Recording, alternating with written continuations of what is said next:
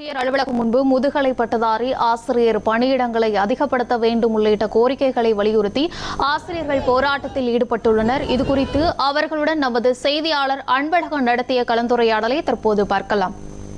தேர்ச்சி பெற்ற முதுகலை பட்டதாரி ஆசிரியர்களுக்கு வேலை வழங்க வேண்டும், காலி பணியிடங்கள் நிரப்ப வேண்டும். குறிப்பாக முதுகலை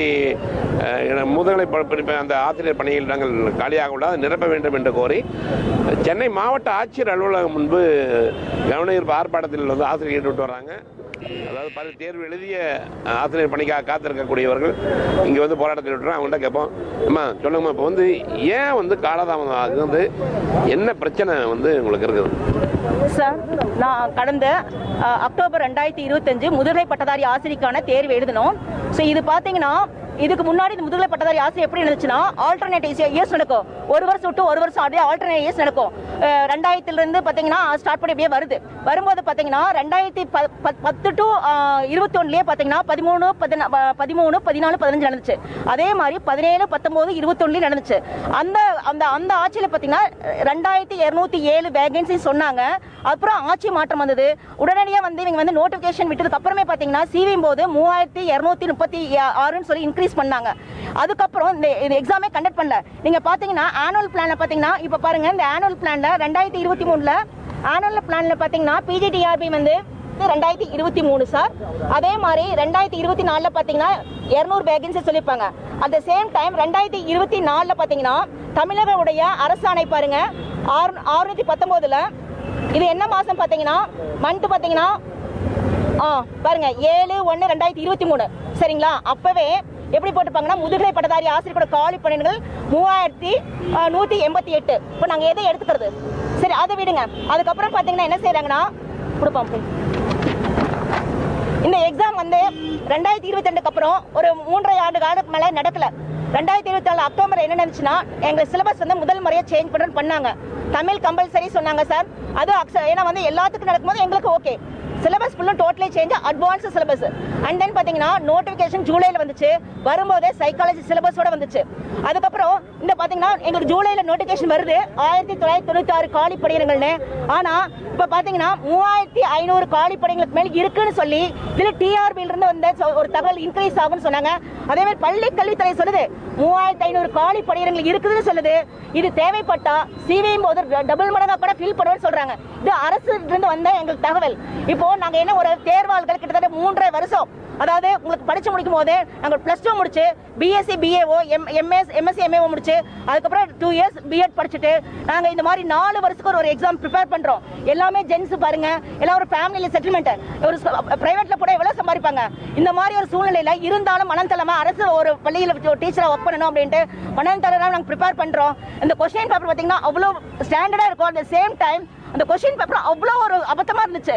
அதாவது ஒரு கரெக்டான கொஸ்டினுக்கு அவங்க வந்து டிஆர்பில கரெக்டான ஆன்சர் கேட்டிருப்பாங்க. அப்ஜெக்ஷன் ராங்கா கொடுத்தா அந்த ஆன்சரே ஸ்டார் மார்க் கொடுக்குறாங்க. இப்போ கரெக்டா எழுதுங்க எனக்கும் மார்க், தப்பா எழுதுங்களுக்கு மார்க்கா? அதே மாதிரி நான் வந்து அப்ஜெக்ஷன் தெரிஞ்சிருப்பேன், அதுக்கு அவங்க அக்செப்ட் பண்ணல. ஏன் பண்ணல? அப்ஜெக்ஷன் ரொம்ப ரிலீஸ் ஆச்சு. சங்கத்தின் சார்பாக வந்து ஒவ்வொரு வாட்டி நாங்கள் முறையிடும் போதும் அவங்க என்ன சொல்றாங்கன்னா நாங்கள் வந்து காலி பணியிடங்களை நிரப்புவோம் அப்படிங்கிறாங்க ஒன்று. அப்புறம் நிதி பற்றாக்குறைன்றாங்க. நாங்கள் என்ன கேட்கறோம்னா கடந்த ஆண்டுகளில் வந்து இன்க்ரீஸ் பண்ணிங்க போஸ்டிங்கை. கால்ஃபர் பண்ணும்போது ஒரு போஸ்டிங் எண்ணிக்கையில் இருந்தது. கால்ஃபர் பண்ணி சிவி முடிஞ்சதுக்கப்புறம் 500-1000 வேகன்சி வந்து இன்க்ரீஸ் பண்ணி தான் போஸ்டிங் போட்டாங்க. இந்த வாட்டி மட்டும்தான் அது தடைபடுது. அதுதான் எங்களோட ஆதங்கமா இருக்குது.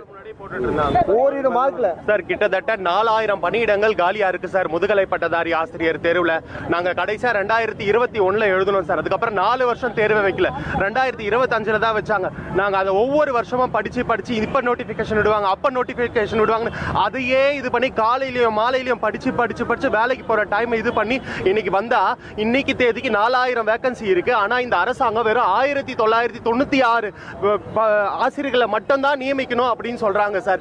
இப்போதைக்கு நாங்க கேட்கிற ஒரு கோரிக்கை, அந்த மீதி இருக்குல்ல அந்த 1000-1500 வேகன்சி எவ்வளவு இருக்கோ அது மொத்தத்தையும் இதுக்கு முன்னாடி சொல்லாத முன்னாடி இந்த அரசாங்கம் வந்து இது பண்றோம், நிரப்பம் சொல்லாத முன்னாடியே. ஆனா இந்த முறை நாங்க இவ்வளவு கேட்கிறோம். 40 நாட்கள் அங்க இங்க டிபிஐ அங்க எல்லாரையும் பாக்குறது, முதலமைச்சர் தனிப்பிரிவுக்கு கால் பண்றது, அது மாதிரி எல்லா இடத்துலயும் நாங்க ஒவ்வொரு இடமும் போய் நின்று கேட்கிறோம், ஒவ்வொரு மாவட்டத்தில இருந்து வந்து.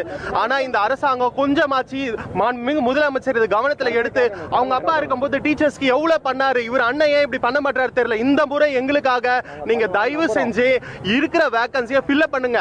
நிதி இல்லைன்னு சொல்றீங்க, ஆனா உங்களால முடியும், கண்டிப்பா முடியும். நீங்க நினைச்சீங்கன்னா முடியாதா? அது எங்களுக்கு என்னன்னா 2005 அக்டோபர் 12 வந்து முதுகலை பட்டதாரி ஆசிரியர் தேர்வு எழுதியிருக்கிறோம்.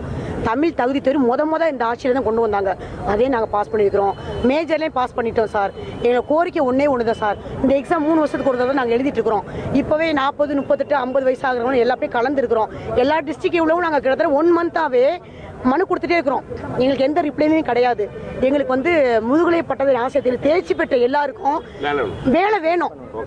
எங்களுக்கு பணம் இல்லைன்னு சொல்லுவாங்க. எப்படி இந்த ஸ்கூல்லாம் கட்டுறாங்க, இன்ஃப்ராஸ்ட்ரக்சர் பண்றாங்க, பட் சொல்லித்தரக்கூடிய ஆசிரியருக்கு அந்த நிதி இல்லை அப்படிங்கிறத சொல்லக்கூடிய ஒரு விஷயத்தை சொல்லியிருக்காங்க. இவருடைய கோரிக்கை நிறைவேற வேண்டும் என்பதுதான் இவங்களுடைய எதிர்பார்ப்பாக உள்ளது.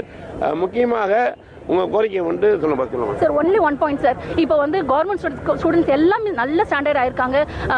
தமிழ் புதுவுடன் எல்லாமே போயிட்டு இருக்காங்க சார். இவங்களுடைய வந்து அவங்களுடைய காலி பணியிடங்களை நிரப்ப வேண்டும் என்பதுதான் இவருடைய கோரிக்கையாக உள்ளது.